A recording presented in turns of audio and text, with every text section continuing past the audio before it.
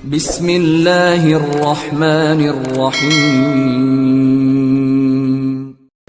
الحمد للہ رب العالمین الحمد للہ رب العالمین الرحمن الرحیم مالک یوم الدین مالک یوم الدین اللہم صلی علی محمد النبی الامی وعلی آلہ وسلم تسلیما اللہم صلی علی محمد النبی الامی وعلی آلہ وسلم تسلیما اللہم صلی علی محمد النبی الامی وعلی آلہ وسلم تسلیما نستغفر اللہ الذی لا الہ الا هو الحی القیوم نتوب الیہ نستغفر الله الذي لا إله إلا هو الحي القيوم نتوب إليه ربنا آتنا في الدنيا حسنة وفي الآخرة حسنة وقنا عذاب النار وقنا عذاب القبر وقنا عذاب الحشر وقنا عذاب الدين وقنا عذاب الدين یا الہ العالمین یا رب العالمین ہمارے چھوٹے بڑے تمام گناہوں کو معاف فرما دیجیے۔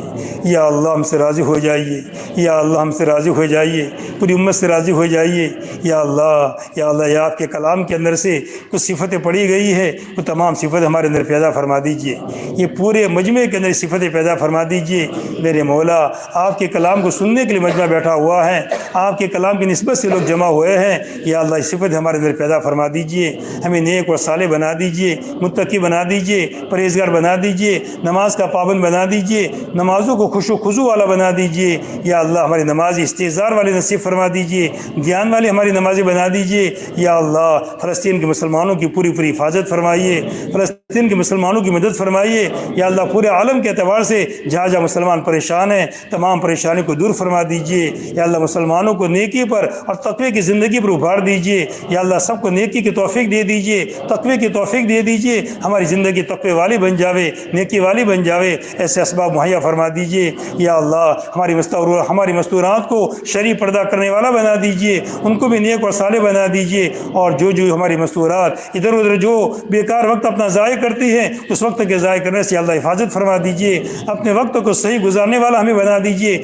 لغویات سے ہماری حفاظت فرما دیجیے، اور تمام غلط کاموں سے ہماری حفاظت فرما دیجیے، گناہوں سے ہماری حفاظت فرما دیجیے۔ یا اللہ ہماری چوٹیاں پکڑ کر کے ہمیں دین کے کام پر لگا دیجیے، ہمیں اچھے کاموں پر لگا دیجیے۔ اے میرے مولا، اے میرے مولا، اے میرے مولا، پوری امت سے راضی ہو جائیے اور پوری امت کے اوپر رحم فرمائیے، تمام امت کی پریشانیوں کو دور فرما دیجیے۔ یا اللہ امت اجابت جتنی بھی پریشان ہیں تمام کی پریشانیوں کو دور فرما دیجیے۔